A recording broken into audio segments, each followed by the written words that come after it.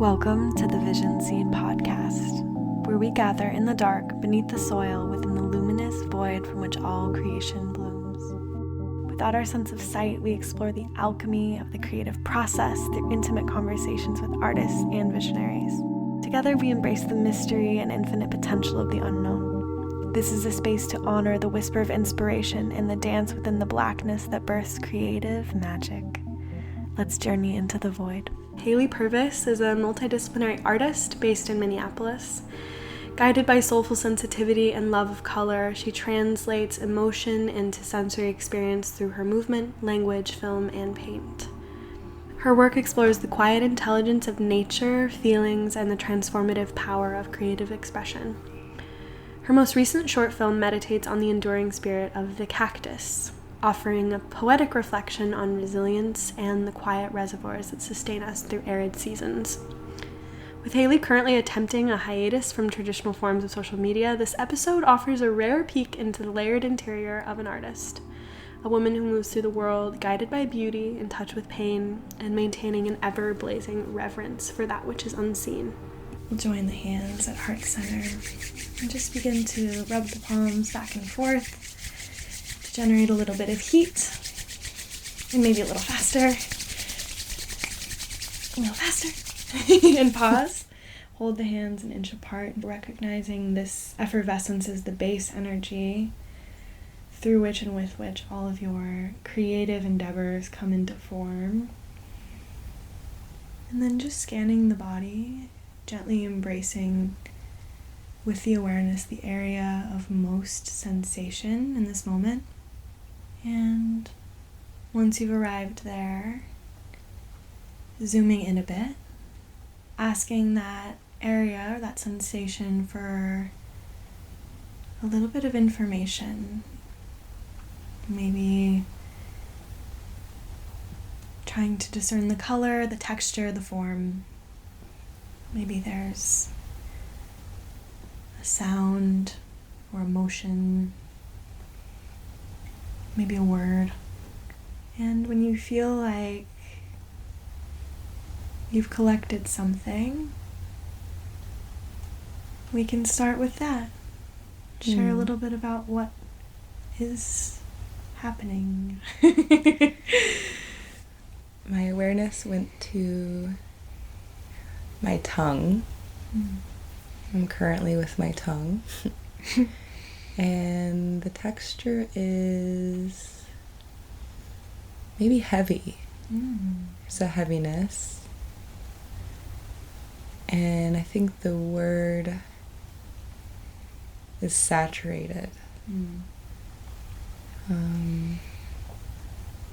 I think what comes to mind is a desire to be intentional with my word selection and how sometimes less is more. I love that as a starting point, and I would love to help carry that intention of clarity and of something that someone once told me, that brevity with the word is an act of love. That clarity is loving. I'm excited to be invited into that this evening. And a saturated tongue is a good place to start for a podcast. To wet the palate, so to speak. I wanted to ask quickly how you're both somatically and mentally adjusting to the darkness. I've found that in the last few episodes, and with a couple of guests in particular, they've noticed some strange sensations of expanding or contracting or feeling like they're moving through space. I just wanted to touch in and see how it's feeling to be in this void right now. What a nice question. I feel very at peace and at home. I think, I guess I didn't notice too much of a shift until the question was asked. And I feel warm. I feel still. Good. I'm glad. How you doing over there in the dark? Yeah, good. Yeah, I don't feel like I'm moving. Good. Yeah. Yeah. I'm smiling though. Me too. I love having to say that. It feels really, it amplifies the effect of the smile to have to say, I'm smiling. You know when you're on the phone with someone, or Yeah. you're in a situation like this where you can't see each other, but you can feel that the other person's smiling? 100%. I love that. So we're going to come first to the root. And you can conjure to mind this deep red color at the lowest part of the spine. You can even imagine the center vortexing clockwise down and into the earth like a corkscrew, just further anchoring. And in the center, I'm really curious about exploring questions about your history as an artist, and I want to ask specifically if there's a defining moment where you knew that art was going to be a big part of your life, or if you wanted to share about your childhood connection to art and how that's evolved over time. Wherever you want to dive in with this center. I remember when I was about 20 years old, I saw a photograph of myself as a 5 or 6-year-old, and I was on the deck, and I was wearing a painter's smock, and I was covered in all of the colors of the rainbow, and I was painting a rainbow on this canvas, an easel. And I remember looking at that photo when I was 20 and thinking, oh, so I've been an artist for a long time. I think the word artist is one that I've felt very comfortable with for my entire life. I don't feel like I had many blocks to claiming that. I think it really began to blossom and bloom when I was in university, and I was navigating feelings of separateness or difference from others, which I think is a very common theme for 19-year-olds and 18-year-olds to feel. And as a way to work through some of that feeling of separateness, I would paint. I would do weird, wacky photo shoots. I would make music. I would dance.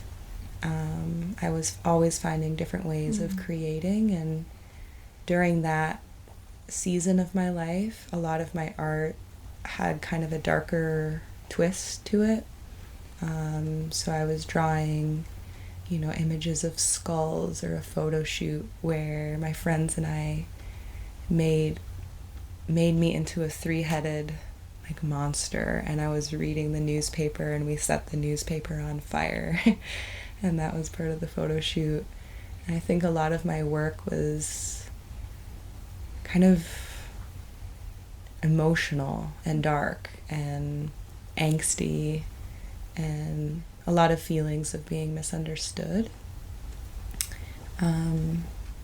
I think going way back to the younger years of my childhood, and around 10, 15, all the way up to 21, I, at a very young age, was put into therapy and psychiatric care. And I was told by a lot of adults that in order to be normal and optimal, I would have to take medications. So that looked like everything from Adderall for my attention difficulty, my difficulty focusing, as well as antidepressants and mood stabilizers for my emotional affective instability, let's say. And I think just being told at such a young age that I needed something external, like a pill, every single day, to be quote unquote normal or to appease the adults in my life. I really took that to heart, and I decided to go off of that medication when I was 21 years old, just around my 21st birthday. And I had this sort of epiphany that while, in America, when you turn 21, you go to the bar and have your first legal drink. And for the first time, you're legally, not sober. And I think on my 21st birthday, I had this epiphany that I had never consciously known my brain soberly. I'd always been on some combination of medication, and I decided that I was done. So I quit all psychiatric medication when I was 21, stopped taking Adderall, stopped taking everything. And now 10 years later, I'm still not on anything, and definitely more grounded and happy than ever. And yeah, I think I have a lot of compassion for my parents choosing that path for me. I was definitely an emotional child, and I've also learned how to express and direct my emotional energy through art and movement and prayer. And I'm now in this grounded state. So I think through that process of becoming myself, the word artist just sort of floated into my field and made me feel, hey, this is something. I had this beautiful image as you were speaking of your artistry and your turning towards these creative projects almost as a raft out of this sort of medicated state and into one that was more honest and sober. I don't know if that resonates with you, and feel free to tell me if it doesn't, but I love you. That definitely resonates, and that's just a beautiful, I feel very understood with that image. Yeah, it was like a lifeline. And where there are big feelings, maybe thoughts are very slow or very rapid, making all of these different connections, noticing how everything is somehow we share with the world, being born from that deep knowing, just more and more every year that we're alive. Yeah. Awesome. So beautiful.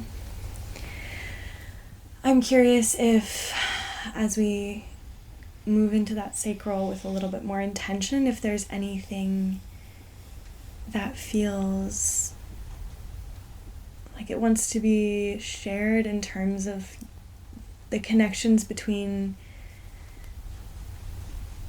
the sensual and your art, or like where you are finding pleasure creatively right now.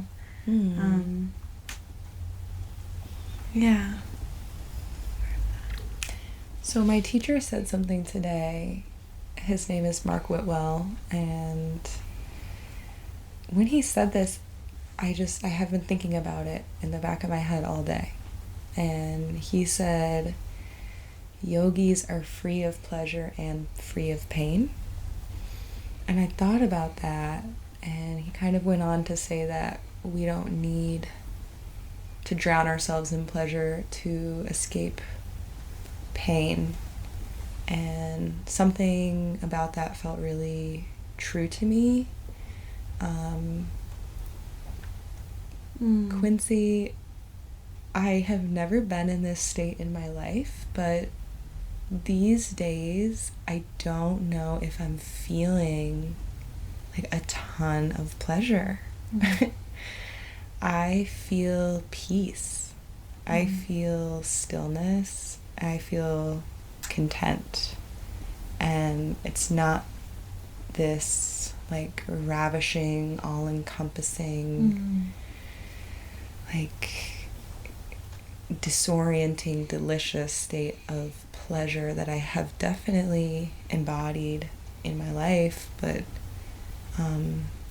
I wouldn't say my art is bringing me an immense amount of pleasure in this season of my life. And yeah, it's something I've been sitting with and just slowly like accepting and observing, and I'm certain that there will be seasons where I'm like ravished yet again, but ultimately it's contentment and stability that my art is bringing me. This is such a refreshing perspective for me. I think that so much of certainly my own suffering, and I would venture to guess most suffering, is this chasing of pleasure and avoidance of pain, right? This is, I mean, pretty classical Buddhist psychology, which is something that I really love that we can like overlap on talking about this like suffering coming from averting our gaze from pain and towards pleasure, right? And I think there's almost nothing more noble or more desirable, in fact, than residing in that place of peace and contentment. I'm hoping that by knowing you, I can walk closer to that too, and like appreciate you modeling that. And certainly, of course, I think it's both. And I think there's also this, what the Sufis talk about, when they almost desire this state of foolish intoxication for the beloved, for the one, right? Like Rumi's poetry is really alive with that. So certainly both are true, and I hope to be able to hold both. I hope to be able to hold that peace is the most valuable state, and also that when this dizzying intoxication for the creating and for the creator and for the created comes through, that I can hold that within a container of equanimity and peace. Yes. Also. And drink it up. There's this Japanese man whose name I do not remember, and he for many, many years has been practicing the art of dyeing silk with plant fibers. And there was an interview, so he labors all day and all night, season after season, just dyeing silk, these beautiful natural colors. An interviewer asked, what inspired him to do this, or kind of how he got started on this. And he answered with one sentence, and he said, "The plants produce the most beautiful colors. That's the one and only reason I do what I do." And I just appreciated the simplicity in that. Now I'm over here holding my heart, like wondering and genuinely asking with my eyes towards the sky, how can I make this a more simple experience? I think, of course, we're living in a time in history where it's more and more faster and faster every single day. And the rebellion of turning towards one's garden, of saying no to plans, of walking to the grocery store, of walking to pottery class, is like, of turning off the phone, of saying what I said today, which is actually, I think I'm going to keep my planner and my to-do list all on paper from here on out, is really, it's needed. Because our peace is precious. Our time is precious. And more and more of it is being asked and absorbed into the screen and into the density of our digital experience. Which is something that I know you know about, and I honor the rebellion of your peace. Indeed. You have a very beautiful poetic way of expressing. I'm getting rid of my notes app to-do list, I think, starting tomorrow, and this whole thing I've been wanting to like create better digital systems, and I think that right now that is not what is going to bring me joy. Have you been feeling like having your to-do list on your phone is maybe clogging your mental space, or what's kind of inspiring you to go to paper? What's inspiring me to go to paper is having a tactile sense of what is on my plate, and is not having to rely on... I just want to keep as many things off screen as I possibly can. Yeah. Like, I'm having to edit this podcast on my laptop and share this podcast on my laptop and share all the other many things I'm doing on my phone, on my computer. And I'm feeling called to keep as many things physical and sacred as possible. And writing with my pen on paper feels loving and sacred and gentle and physical, and I get a lot of pleasure out of it, actually. Maybe you'll be able to have a more felt sense of your capacity for all these tasks. I think when we write on our phone, it's like, okay, I can probably get all of that done tomorrow. It's true. I fall into that trap every day almost. My perception of what I'm able to get done and what I can actually achievably get done are two very different things. But I feel like naturally, like, we're kind of shifting into the more practical or yang energies, and that's bringing us into the solar plexus. So let's just go ahead and focus on that center of the body, even placing a supportive hand on the belly. And in this space, we're concerned with ideas of power, of identity, of claiming, of stepping in, stepping up, sharing radiance. Right now, I'd love to get a sense of two things. The first being maybe something that's feeling crunchy or challenging with art and with approaching art. Something that's maybe feeling vulnerable with approaching art, and then something that's feeling really open and really alive, and it's calling to you. And just the purpose of this is to feel that contrast in your body, like with hand on belly, maybe hand on heart, like the felt difference between that which is feeling vulnerable and challenging versus that which is feeling expansive and opening, and tuning the gut instinct a little. Okay. I think I have a different somatic feeling for the word vulnerable than I do the word challenging. They seem to be vastly different questions to me.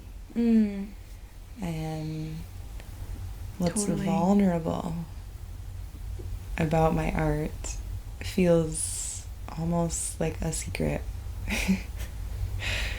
It feels like a secret to me. And I'm going to take a pause on that question, and I do have the intention to circle back to it. But I'll start with what's challenging. I think what's challenging is I have a desire to curate almost every detail of this immersive art experience to properly share my work with people I love, with strangers, with my family. I have experience bringing an existing project that I've made and sharing it in a collective space where many artists are coming together and sharing their work alongside mine, and that's been very beautiful, and I love the community aspect of that. And there have been times where I haven't felt like the art that I'm creating, the work that I'm doing, is as deeply received because the setting is more of a broadband frequency. And I have this deep desire to create an immersive experience from head to toe, where I'm designing the space and the atmosphere, the sonic component, visual component,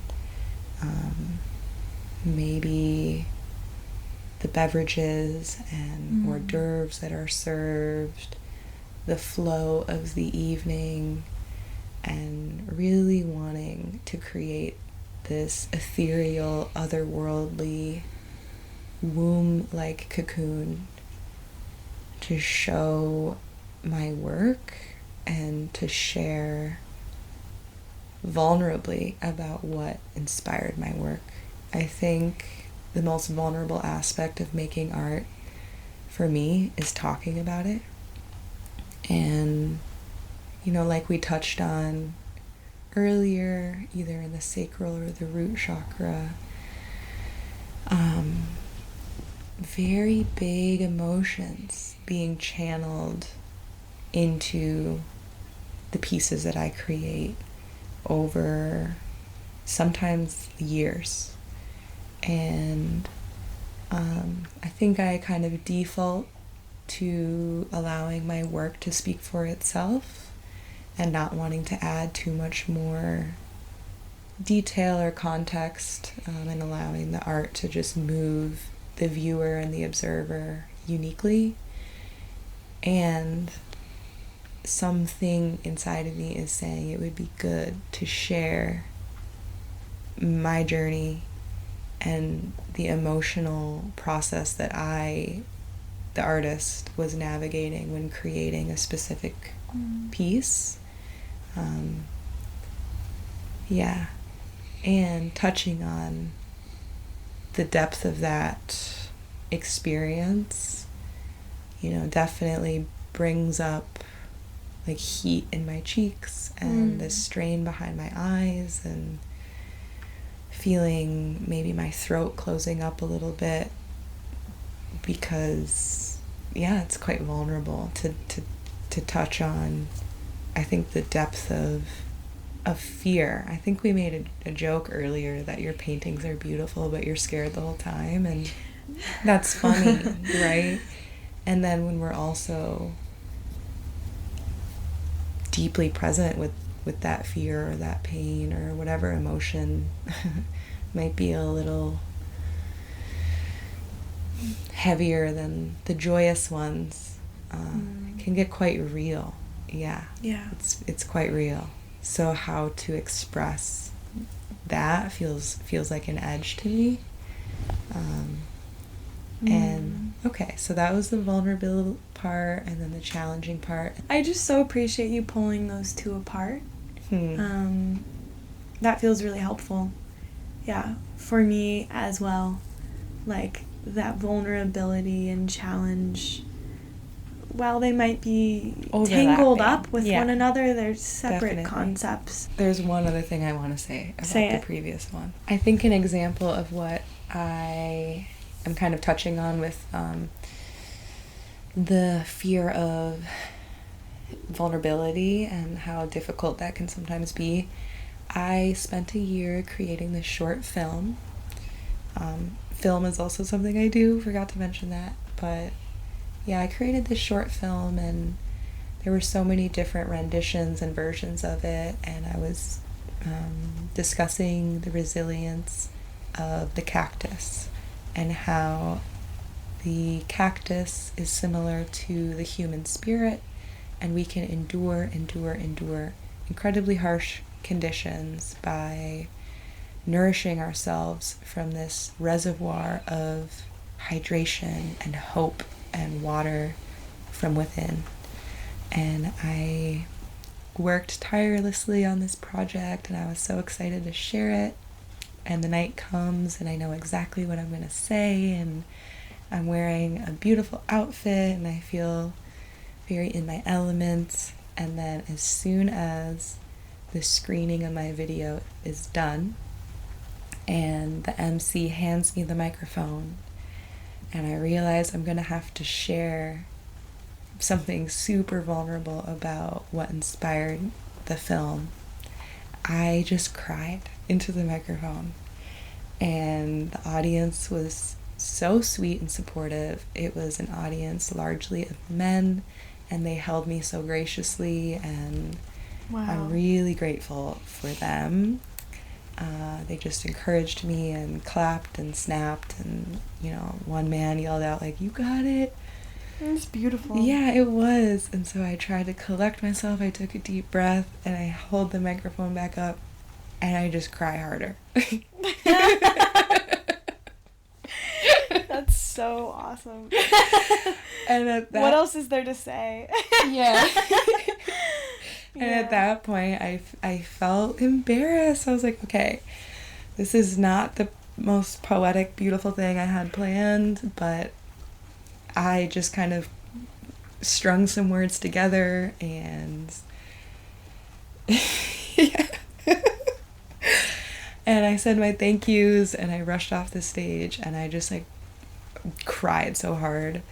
And I'm lucky that I had a few friends in the audience, so they came and hugged me and told me I did a good job. But I was having such a intense somatic reaction, and I was shaking and crying and feeling ashamed. I was feeling so embarrassed and exposed and ashamed. And Quincy, I had an emotional hangover for 3 days after that. I couldn't really eat very much. I was having a hard time getting out of bed. And maybe someone listening to this is thinking I'm highly dramatic, which is true. But yeah. Love it. And then after those 3 days, I felt so good. I felt completely reborn. It was exactly what I needed to do. I needed to work and toil and labor on that film, and then share it and have it not go according to plan, and sit with the emotions and the shame and the pain that came up from that, and then it was released. So that's definitely an edge for me, sharing about my work, and it would be dishonest of me to say that I'm not kind of tensely anticipating maybe the next time I share a short film or have an art gathering. However, I do think that if I'm also cultivating the space with intention, and I am familiar with the textures in the room and the sounds in the room, and I know the brand of incense that I lit, and all of these details are chosen intentionally by me, I will be able to, share from a deeper place, and hopefully, ultimately, inspire others in the space to share from that same level of depth, and we can all kind of commune in that space together. That's a beautiful intention. It really is. Yeah. I'm just feeling really glad that you were in a supportive space for that moment to unfold the way that it did, and that it fell on a crowd that was compassionate. And I know you said something to the effect of, well, maybe someone listening to this is going to think I'm highly dramatic. I also think there will probably be someone listening to this who not only gets it, but was just provided language for something that they needed language for.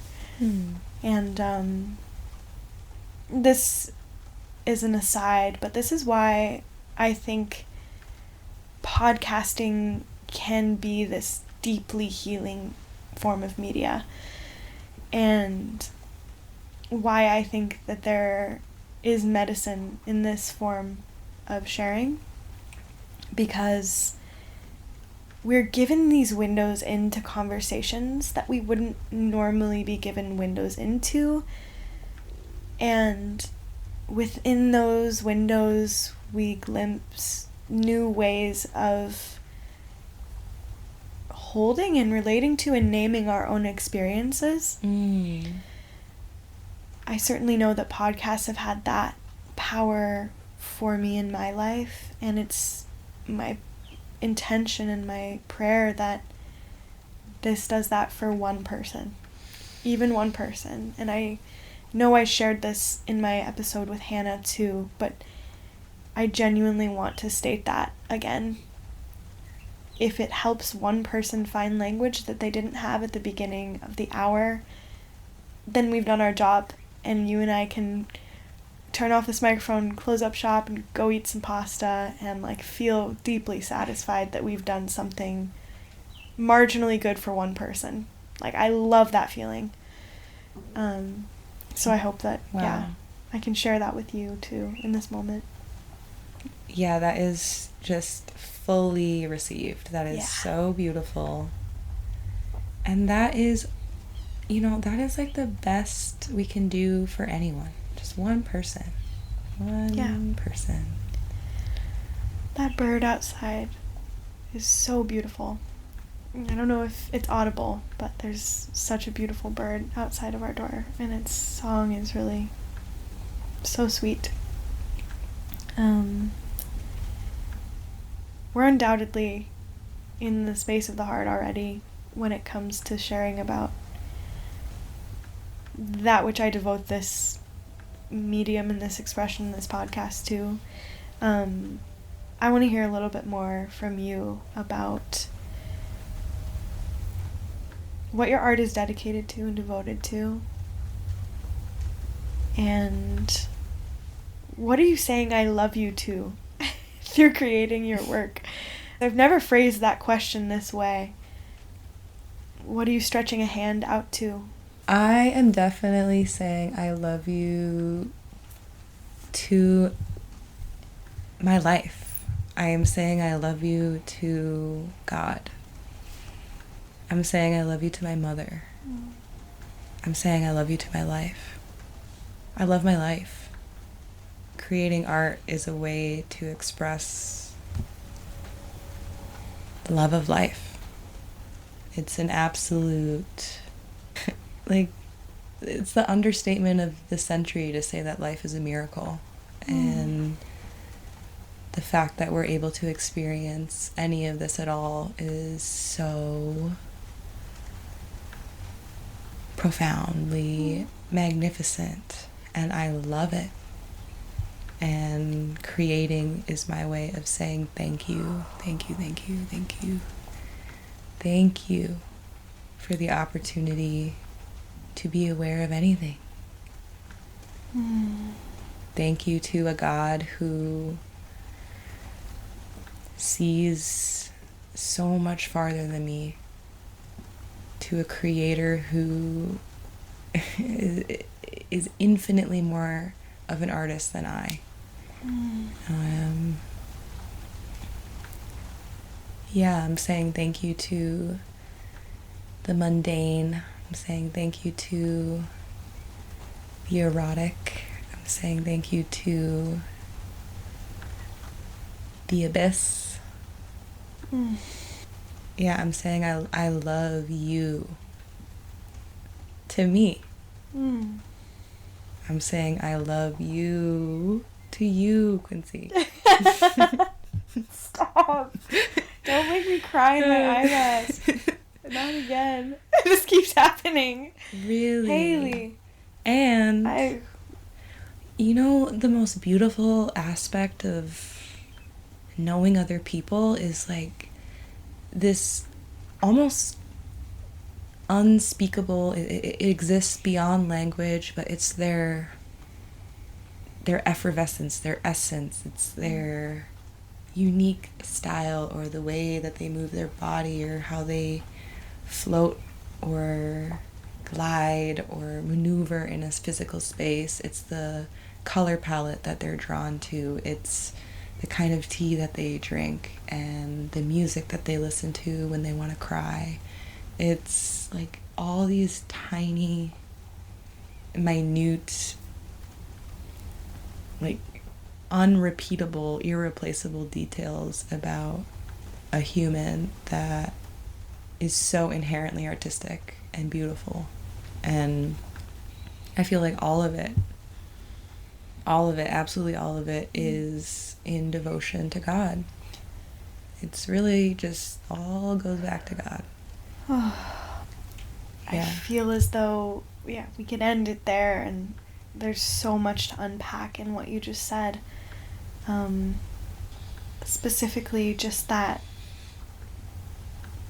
I mean, I would like to zoom in on the fact that we can be aware at all, and this love for the void. I think that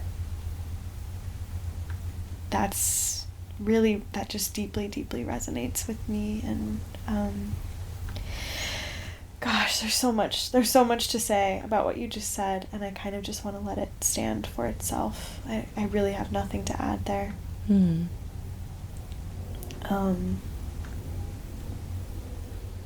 Maybe we could do a moment of silence. That could be kind of nice.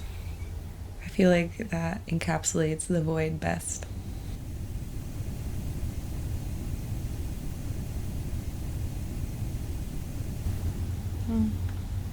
Yeah. I think there's something to be said about turning on people's awareness to the fact that the tapestry of their life and how they move throughout their day is a creative act and is an art form that I want to just highlight from what you shared. And that if someone is listening to this, we can invite them into remembrance that the way that they move through their day, the music that they choose to listen to, as you said, when they're crying, the way that they move through space, all of these little details about them, they are the art of that person. And I think when we begin to look at things that way, when we begin to open up our definition of what is art, we're in a position to more clearly witness ourselves and more fully love ourselves. There's also something to be said about the rawness of art bringing friends together. And we need each other. And if we can connect and come together through shared appreciation of creation, of art, we can soften in each other's presence, enjoy ourselves, and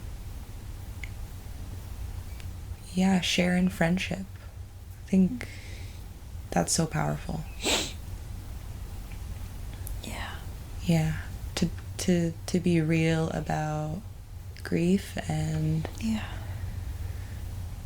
loss and death and fear and maybe that sense of not knowing, and to come together and be friends over it. The word that's flashing inside of my mind and body is just honesty. It's a good word. Very good word. I think it just feels particularly salient with you, like, and I feel my throat just like melting and expanding, just because I feel like I don't know whether we get into it now or not, or whether this is a part of the podcast or not, but just having had a moment where I witnessed, like, and met a really deep part of you, and like we navigated that, like we navigated our big challenge relationally, and I don't know, I feel that it like all the while was drawing us closer, even though we couldn't see that in the moment. I'm noticing I feel like really emotional. Okay. About... You want to hold my hand? Yeah. Thank you. That feels really nice. Yeah, all I have to say is that I'm grateful to be cultivating honesty with you, and that we have touched rawness with one another, and now it feels natural and easy and comfortable. It's as if we like set an anchor in like a really deep, deep, deep bay of, yeah, deep and rocky and like challenging, and now we're buoyant on that. The word that comes to me is primal. It felt like we totally, that's it, went to this very primal place, and I love that imagery of like buoyantly, you know, floating on that and anchoring in that. There's a lot of beauty in doing that. And I did know, personally, I knew in the moment that it was bringing us closer. You didn't tell me? But so I also noticed a question. I'm curious what honesty is to you. Like, what is honesty? I think honesty is a buzzword that, you know, we say and then everyone agrees that it's a good thing. And can we maybe go a layer deeper with what honesty truly is or isn't? It's sharing what's alive, despite of whether it's challenging or not. I think it's the sharing, raw, momentary, and trusting that it's gonna be okay, that you will share what is alive. And this comes back full circle to the very conversation we started with, not on this podcast, but moments before we started recording. You had asked why sometimes I people please, because we were talking about the concept of people pleasing, and it was very simple. The answer was not to be abandoned, not to be left behind. And I think honesty is kind of the inverse of that people pleasing. Sharing without that fear of without distorting in order to please or to protect oneself. Maybe you have another layer. I sense you have another piece of this puzzle. Yeah, sharing without that fear feels super resonant. And I feel another like dimension of honesty is not hiding from yourself and not hiding from what's inside of you. You know, no matter if you think that it's maybe negative or if you're afraid of it, there's a certain dimension of honesty that requires us to look look within our own eyes, look in the mirror, and not hide, and meet these parts of ourselves and embrace them, observe them. I feel like another dimension of honesty, which is maybe like more of a widely kind of accepted definition, is not lying to another individual with the intention of warping or manipulating their reality to better serve you. I think dishonesty arises because of fear. We're afraid, like you touched on, of that abandonment. We're afraid of the repercussions of the truth. And it feels safer, it feels more advantageous to hide or bend or warp reality. And I think honesty is such a liberating force, and whatever falls away is meant to fall away. And finally, I think if there's aspects of ourselves that we're nervous about, or we are struggling to accept within ourselves, being honest with someone else and having them stay, having them love you, the healing potential and the benefit of a moment like that, the power of a recorrective experience like that is so immense. Yeah. It's bigger than keeping it within and hiding it. Yeah. And of course there's an element of choosing who to deeply, deeply trust, but Wow. that's maybe a whole nother podcast. I couldn't say this better myself. I think you nailed it. The capacity to navigate a rupture and repair cycle in a relationship, and the deepening that happens as a result of that, is so much more beautiful and complex and expansive than having distorted or contorted to create comfort in the moment.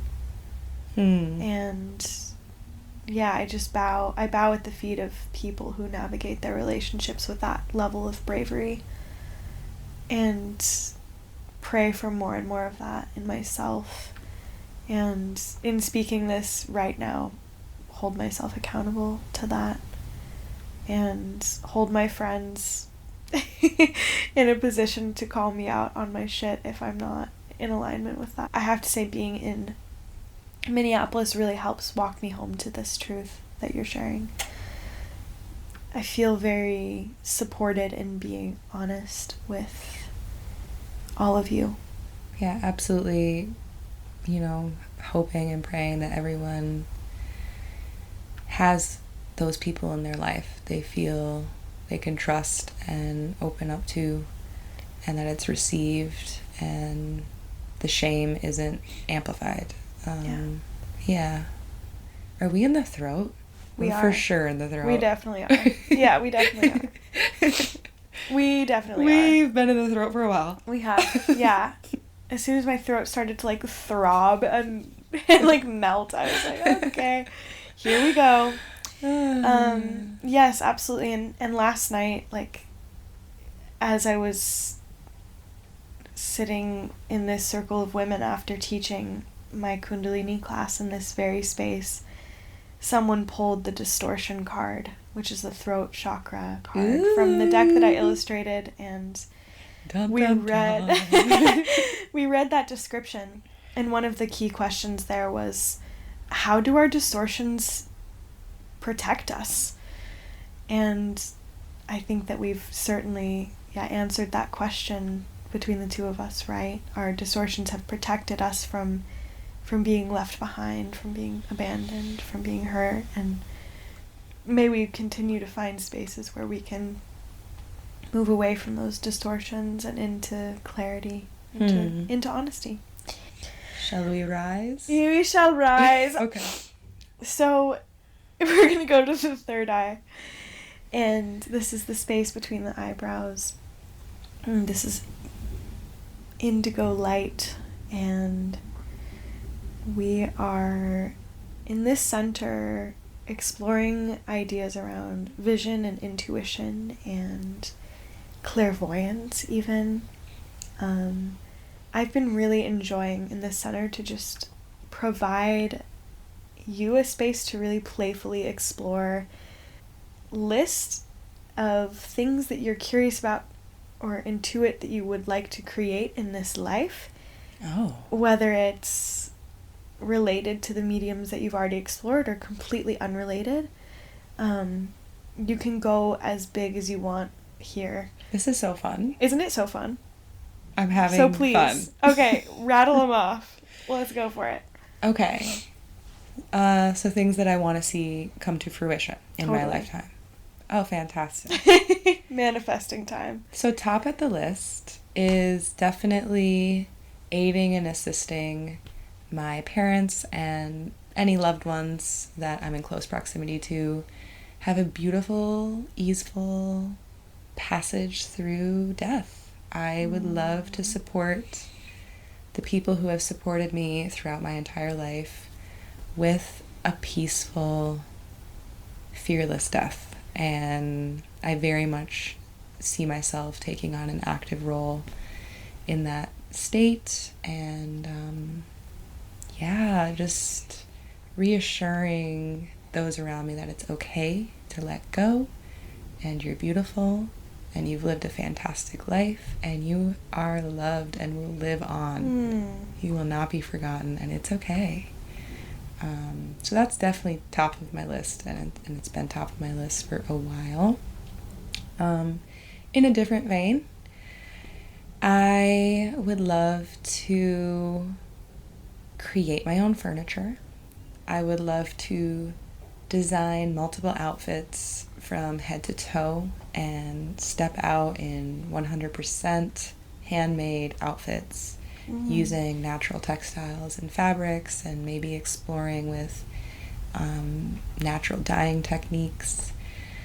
I would love to have a fancy fairy garden party with all of my closest friends and have beautiful tea lights and little, finger sandwiches and fizzy drinks and things like that. I would love to be a teacher in some capacity, connecting with the youth and young students, and overall just kind of translating and transmitting a sense of confidence in oneself and authority and sovereignty in one's own being. I really admire and am internally grateful for the teachers that I had when I was much younger and more impressionable. There are a few that stick out that they really helped light the way when I was confused, and it would be beautiful to kind of navigate a teaching space. Beautiful. I'd like to go to Morocco. I would love to go to Antarctica before I'm 33 years old to round out all 7 continents by my 33rd year. I feel called to keep bees and make my own honey infused with different herbs and spices, homemade butter, homemade bread, pickling and jamming and jarring and tincturing and all of the little potion making things. One that's a little more vulnerable and definitely in the hands of God completely. I would like to one day step into motherhood and be this nurturing, sweet, fierce, loving, grounded force for a child, my child.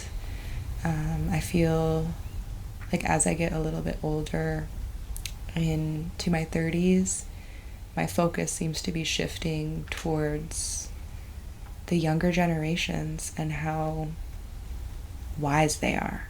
They are here to help us. They are here to shake things up, and they are here to teach us. And it would be an honor to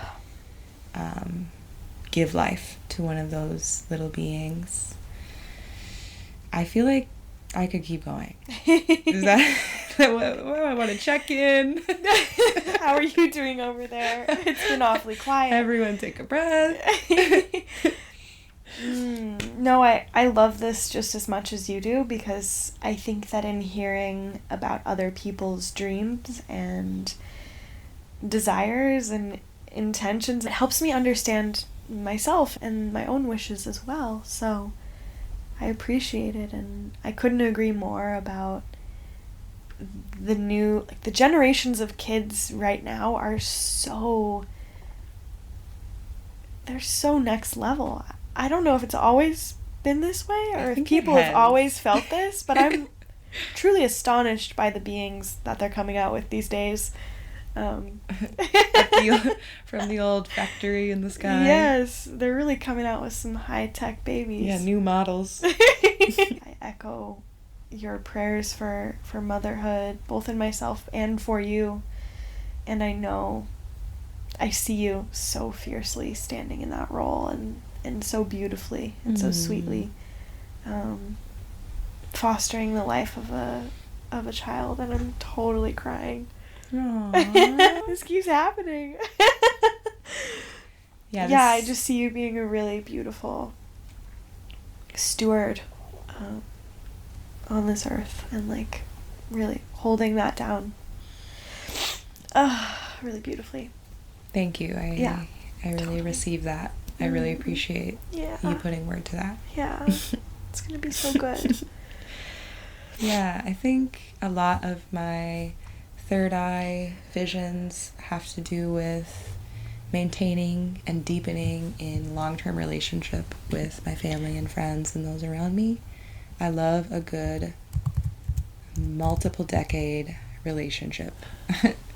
And, how supportive can we be for each other? While also, I have a laundry list of personal goals and aspirations, like writing a book and all these fun things and fun projects to just keep that creative spark alive, and weaving all of that into just deepening in support and care of those who have stuck around.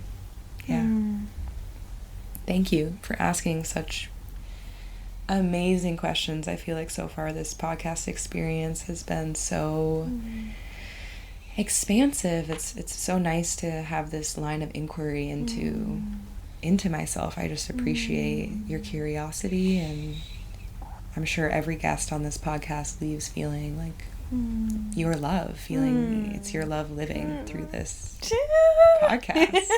Thank you. That makes me feel so good. You have no idea. Really, this, and I'm seeing it as this actual vertical line of inquiry, like all the way through the 7 centers. It is just my absolute honor, and I can't tell you how much it delights me to learn more about the people I love and creative beings who I look up to in so many ways. I learned so much through being in this seat. I learned so much, from all of you. What is one of your dreams? Stop. Well, first of all, my whole body melts into that question. Again, I'm back to the image of the spider. The guardian and protector that I placed around us at the beginning of recording this podcast and dropping into this space. The spider has been so with me this past week especially, but she has been the guardian of choice for some time. I call her in because that which I really want to create, my dream, is to weave together the people that I love and the things I love to do with them into more and more of these coherent and synchronous experiences. I know that's going to take on myriad forms. It looks like this right now. This is one piece. It looks like embodied practice together. It looks like sharing those spaces of dance. It looks like singing together. Really just pulling together all of these threads of beloveds, both beloveds in person and beloveds in action and activity, and weaving them into something. It's intangible, but it also feels increasingly like it's appearing out of the void, how that wants to be made through me. And I'm getting so many soul helpers along the way, my goodness.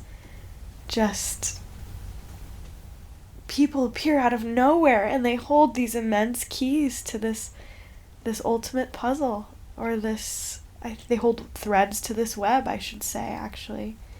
It's remarkable.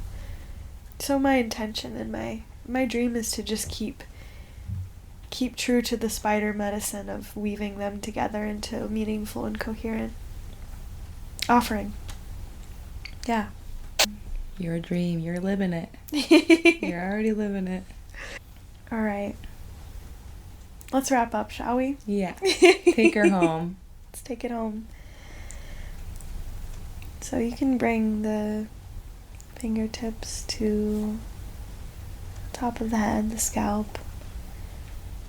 And arriving here, just maybe running the fingers through the hair, tapping gently on this space. Last night I was sharing the visualization of the cerebrospinal fluid that bathes the brain and circulates all the way throughout the spinal column, becoming bioluminescent with this indigo light. And what I love to imagine as we listen to the rain hit the roof of this acorn is that those droplets are also hitting the still lake of our crown, soothing and tending.